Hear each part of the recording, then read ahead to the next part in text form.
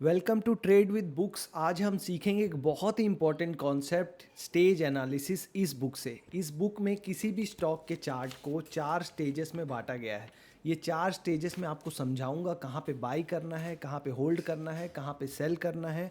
अभी आपके पास जो स्टॉक्स हैं उनमें भी आप इससे डिसीजन ले सकते हो कि क्या करना है। अगर आप कोई भी नया स्टॉक देखोगे, आपके फ्रेंड ने बताया होगा, मैंने बताया होगा, किसी ने भी बताया होगा, आप एक बार देख के उस चार्ट को आप खुद डिसाइड कर सकते हो कि बाई करना है, सेल करना है या होल्ड करना है। इस एनालिसिस को सीखने के बाद इतना सिंपल हो जाएगा आपके लिए स्टॉक मार्केट।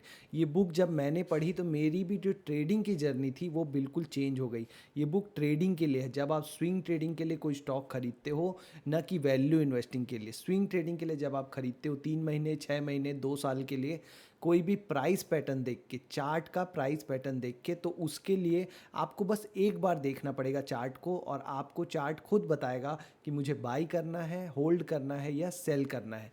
तो वन बाय वन हम चलेंगे और उसके बाद एक एग्जांपल देखेंगे जोमेटो के शेयर का कि वहाँ पे ये कैसे काम करता है, ताकि आपको थोड़ा आइडिया लग जाए और फिर आप अपने जो पोर्टफोलियो में स्टॉक्स हैं उनके चार्ट में ये लगा के देखना और मुझे कमेंट करके बताना कि कौन से स्टेज में है आपका स्टॉक। ठीक है, तो चलो शुरू करते हैं। तो स्टेज एनालिसिस में क्या होता है कि हम बताते, ये स्टैन वाइंस्टीन है इस बुक के राइटर का नाम, और इस बुक का नाम है secret for profiting in bull and beer market. आपको ज़रूर पढ़नी चाहिए अगर आपके पास समय है तो, नहीं तो आप ये कॉन्सेप्ट तो सीख ही जाओ। तो देखो 4 स्टेजेस होते हैं किसी भी स्टॉक की जर्नी में। तो पहले स्टेज में क्या होता है, स्टॉक को अक्यूमुलेट किया जाता है, तो स्टॉक साइडवेज हो जाता है, मतलब जमा किया जाता है। जो बड़े प्लेयर्स होते हैं ना, जो स्मार्ट मनी होती है, जिनके पास ज़्यादा पैसे होते हैं, अब मार्केट में तो लिमिटेड नंबर ऑफ शेयर्स हैं, अगर उनको पूरे शेयर्स अक्यूमुलेट करने हैं तो वो मार्केट में ख़राब न्यूज़ लाएंगे, बैड न्यूज़ लाएंगे। जैसे किसी मूडी ने स्टॉक को डाउनग्रेड कर दिया, या उसकी क्वार्टरली अर्निंग का जो एस्टीमेट है वो कम आ गया, ऐसे करके जो बहुत सारी बैड न्यूज़ आती हैं, तो क्या होता है, रिटेल वाले डर के स्टॉक को बेच देते हैं, और जो बड़ा प्लेयर होता है, स्मार्ट मनी होती है, एफआईआई होते हैं, डीआई, ये लोग जमा करते हैं। तो जब ये जमा कर रहे होते हैं तो ये इस रेंज में स्टॉक साइडवेज हो जाता है।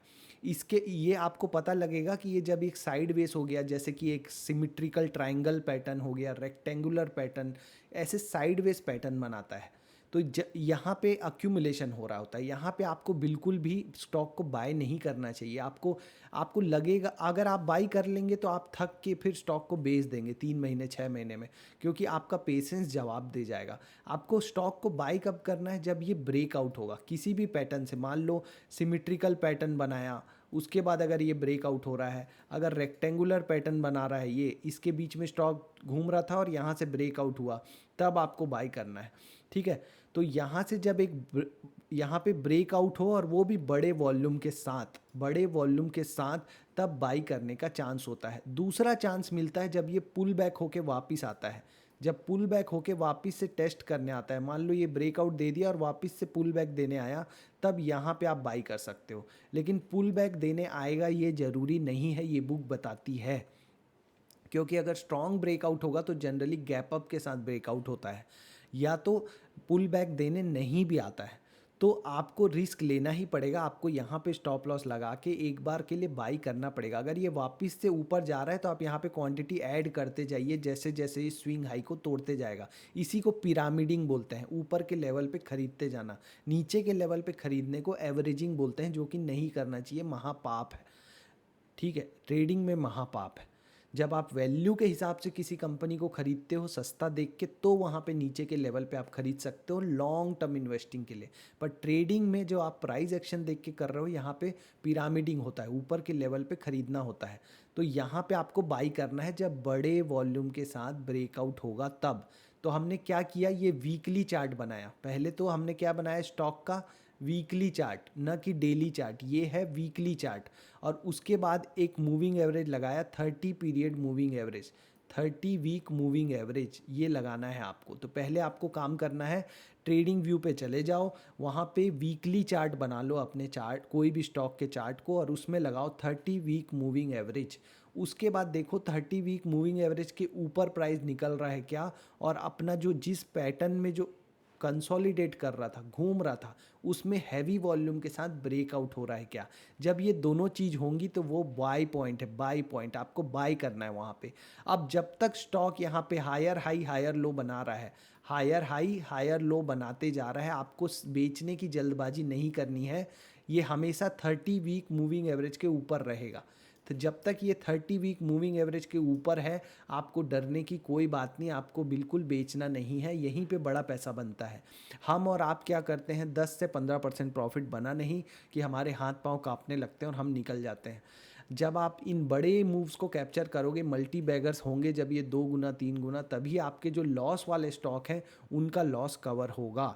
तो आप यहाँ बैठे रहिए। अगर कोई ट्रेडर है और उसको इस तक वेट नहीं करना है तो वो क्या कर सकता है, इस लो को मिला ले, इन सारे लो को मिला के एक ट्रेंड लाइन खींच ले। जैसे ही वो ट्रेंड लाइन टूटे उसके बाद निकल जाओ। ठीक है, अगर यहाँ पे अगर हमें 30 वीक मूविंग एवरेज का वेट नहीं करना था तो हम क्या कर सकते थे कि ये जो लो पॉइंट है ना, इस लो पॉइंट, एक बार मिटा देते हैं इसको, फिर से शुरू करते हैं। तो हम क्या कर सकते थे, इस लो पॉइंट्स को मिला के एक ट्रेंड लाइन खींच लेते। अगर इस लो पॉइंट के ब्रेक पे अगर हम निकलते तो यहाँ निकल पाते, 30 वीक मूविंग एवरेज में हम यहाँ निकलते तो थोड़ा और फ़ायदा हो जाता। तो ये काम एक कर सकते हो आप। ठीक है, तो आपको समझ में आ गया कि स्टेज 2 में कभी भी नहीं निकलना है और स्टेज 2 में ही बाई करना है जब ये स्टेज 2 शुरू हो रहा हो। स्टेज 2 को शुरू हुए अगर बहुत टाइम हो गया है तो आपको वेट करना चाहिए एक कंसोलिडेशन का, कि फिर से प्राइस एक साइडवेज कंसोलिडेशन हो। जैसे प्राइस अगर ऑलरेडी बहुत ऊपर चला गया है तो आप यहाँ पे बाई करोगे तो आपका स्टॉप लॉस बहुत नीचे आएगा। तो आप वेट करो कि स्टॉक साइडवेज हो रहा है, हो सकता है कि स्टॉक यहाँ से नीचे की तरफ साइडवेज हो, तो आप इसको मार्क कर लो ऊपर और नीचे की तरफ, एक जोन बन जाएगा। तब जब इसमें ब्रेकआउट हो तब आप फिर से बाई करो। अगर ये यहाँ से ऊपर की तरफ ब्रेकआउट हो जाता तो हम फिर से बाई कर लेते, लेकिन चूंकि ये नीचे की तरफ ब्रेकआउट हो गया ना, नीचे की तरफ, तो ये स्टेज 4 में आ गया। कहाँ आ गया, स्टेज 4 में। स्टेज 3 फिर से कंसोलिडेशन होता है।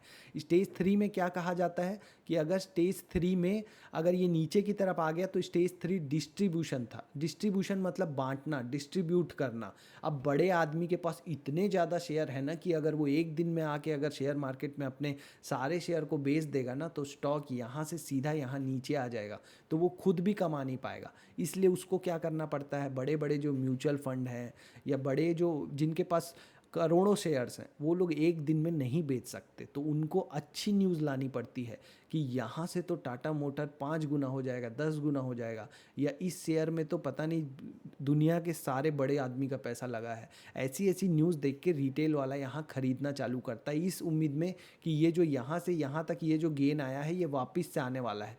और होता क्या है, उसका उल्टा। तो यहाँ पे फंसाया जाता है अच्छी न्यूज़ के लिए। इसीलिए मैं कहता हूँ कि अच्छी न्यूज़ पे शेयर को बेचो और ख़राब न्यूज़ पे ख़रीदने का देखो, क्योंकि वो मार्केट को मैनिपुलेट करने के लिए लाई जाती है।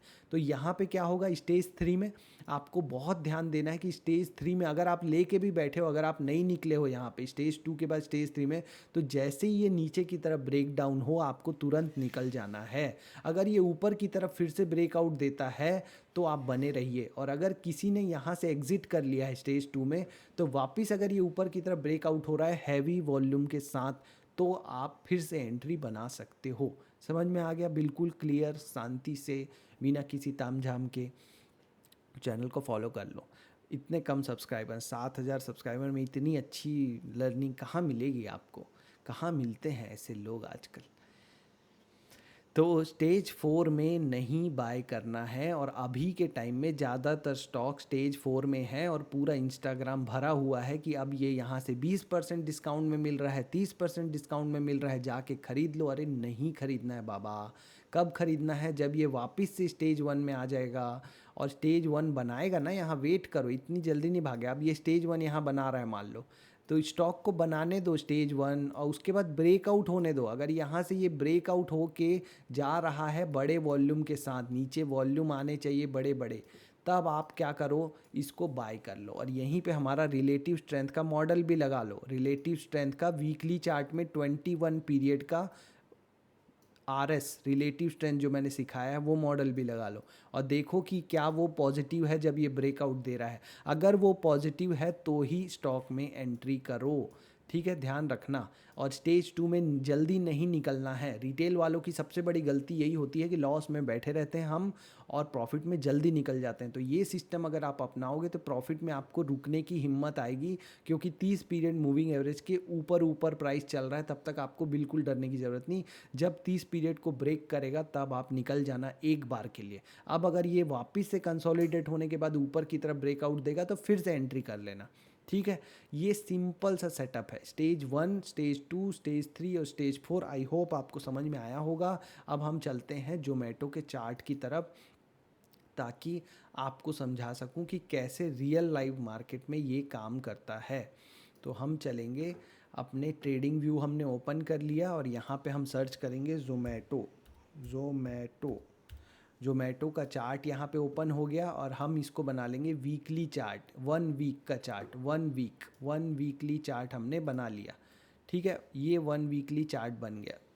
ओके, यहाँ तक क्लियर है। क्या करना है, वीकली चार्ट बना लेना है। अब मैंने क्या कहा, इसमें एक इंडिकेटर लगाना है, क्या, relative strength by Bharat trader. Relative strength by Bharat trader, ये नीचे आ गया, relative strength of a stock by Bharat trader. Trading view में आपको लॉगिन करना पड़ेगा जीमेल से, तो ये आ जाएगा इंडिकेटर। फ्री है, बिल्कुल फ्री ऑफ कॉस्ट है। ये आप ऐड कर दिए, ये नीचे में इंडिकेटर आ गया। इंडिकेटर की सेटिंग में जाना है और पीरियड में चेंज करना है 21, 123 को चेंज करना है 21, 123 को चेंज करना है 21 में। कंफर्मेशन बबल को ऑफ कर देना है। हमारा सेटअप रेडी है। अब देखो, अब जल्दी से सोच के बताओ ये कौन सा स्टेज है। ये स्टेज 3 था और इसके बाद क्या आ गया था, स्टेज 4, नीचे की तरफ ब्रेकआउट देके। इसको हम कर लेते हैं थोड़ा बड़ा ताकि आपको क्लियरली दिखे। ये है स्टेज 3 और ये था पूरा स्टेज, दिस इज स्टेज 3। और उसके बाद जब ये ब्रेकआउट हुआ, यहाँ पे ब्रेक डाउन हुआ, तो ये क्या आ गया, स्टेज 4। अब इसमें हमने एक चीज़ नहीं लगाई है, वो है 30 पीरियड मूविंग एवरेज। तो फ्री वर्जन में आपको देखते हैं 2 इंडिकेटर लगते हैं क्या। लग गए, किस्मत अच्छी है हमारी। तो इसको हम चेंज कर देंगे 30 period moving average. 30 period moving average हमने लगा लिया। स्टाइल में थोड़ा हमने स्टाइल दे दिया ताकि आपको अच्छे से दिखे ये इंडिकेटर। अब देखो कमाल हमारे सेटअप का, ये हमारा सेटअप बन गया। अब देखो 30 पीरियड मूविंग एवरेज के नीचे नीचे चल रहा है स्टॉक, तो जब चलने दो। अब ये साइडवेज कंसोलिडेशन होने लग गया, तो होने दो। अब ये 2 लाइन खींच ली हमने, 2 लाइन खींच ली। इस लाइन को थोड़ा सा छोटा करेंगे और देखेंगे कि ये जो पैटर्न था ये यहाँ से लगभग ब्रेकआउट हुआ। ठीक है, ये यहाँ से ब्रेकआउट हुआ। अब ब्रेकआउट के बाद देखो आरएस भी पॉजिटिव था और ये 30 पीरियड मूविंग एवरेज के ऊपर भी चला गया। 30 पीरियड मूविंग एवरेज के ऊपर भी है, ब्रेकआउट भी है पैटर्न से, और ये आरएस भी पॉजिटिव है, मतलब ग्रीन लाइन में है। तो यहाँ पे हमने बाय करना था।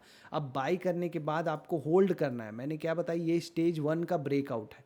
This is stage 1, this is stage 1 and this is the stage 1 breakout. तो ये स्टेज 2 है, दिस इज स्टेज 2। अब स्टेज 2 में आपको होल्ड करना है। कब तक होल्ड करना है, जब तक कि वो 30 पीरियड मूविंग एवरेज को क्रॉस ना कर दे। तो 30 पीरियड मूविंग एवरेज को देखो अभी तक क्रॉस नहीं किया है, तो आपको निकलने की कोई ज़रूरत नहीं। अब ये यहाँ से हो सकता है साइडवेज हो जाए और 30 पीरियड को क्रॉस कर दे, तब आप निकल सकते थे। और उसके बाद अगर वापस से ऊपर की तरफ ब्रेकआउट दे, मान लो ये यहाँ पे साइडवेज हो गया और ये यहाँ से 30 पीरियड मूविंग राइज यहाँ आ गई। अब यहाँ पे आप लाइन खींच के वेट करो कि अगर ये नीचे की तरफ ब्रेक डाउन देता है तो हम बिल्कुल नहीं एंट्री करेंगे, और अगर होगा तो निकल जाएंगे। और अगर ये यहाँ से ऊपर की तरफ फिर से ब्रेकआउट देता है तो फिर से एंट्री बन जाएगी। तो कितना सिंपल है, देखो पूरा सेटअप यहाँ पे दिख रहा है। जोमेटो में आप इजीली यहाँ पैसे कमा सकते थे। आप इस पॉइंट पे बाई करते यहाँ कहीं पे 80 रुपये के आसपास, और अभी तक आपको निकलने के लिए नहीं कहा है 295 पे। देखो रिलेटिव स्ट्रेंथ भी तब से पॉजिटिव है। जो रिलेटिव स्ट्रेंथ वीकली चार्ट में, बहुत लोग कमेंट में पूछते हैं कि वीकली चार्ट में कैसे यूज़ करना है। वीकली चार्ट में आपको 21 पीरियड का मूविंग 21 पीरियड लगाना है। सेटिंग में 21 21 लगा के यूज़ करना है। देखो यहाँ पॉजिटिव हुआ था, इस पॉइंट पे अगर सिर्फ आरएस के बेसिस पे भी अगर ट्रेड करते हैं ना आप, सिर्फ आरएस जो मैं सिखाता हूँ, तो इस पॉइंट पे आप खरीदते 61 पे और अभी तक एग्जिट नहीं बोला है। बहुत लोग पूछते हैं ना कि सर आरएस तो जब वापस से जीरो लाइन क्रॉस करेगा तो सेम प्राइस आ जाएगा स्टॉक का, नहीं आता है, ऐसा नहीं होता है। और रिलेटिव स्ट्रेंथ कितना ज़बरदस्त काम करता है आपको यहाँ मिलेगा। 60 रुपीज़ में आप जोमेटो खरीद सकते थे और आज तक होल्ड करके रखते, 5 गुना हो गया है पैसा। मल्टी बैगर आपको इजीली मिल जाता सिर्फ आरएस से। अब आप बोलोगे यहाँ पे भी पॉजिटिव हुआ था, हाँ हुआ था। यहाँ जब पॉजिटिव हुआ और आप अगर यहाँ एग्जिट कर लोगे और यहाँ फिर से एंट्री करोगे और यहाँ फिर से एग्जिट कर लोगे तो आप सिस्टम पे भरोसा कर रहे हो। और जब आप सिस्टम पे भरोसा करते हो तो वो आपको एक बार ऐसा भी रिटर्न देता है कि ये छोटे छोटे लॉसेस आपके सारे कवर हो जाते हैं। ट्रेडिंग और स्टॉक मार्केट इसी का नाम है, जहां आपको छोटे छोटे लॉसेस देने पड़ते हैं बड़ा फ़ायदा कमाने के लिए। कोई भी स्ट्रेटजी 100% टाइम सही नहीं होती। सारे शेयर, सारे जो ट्रेड्स हैं वो तो वॉरेन बफेट के भी सही नहीं होते, ठीक है।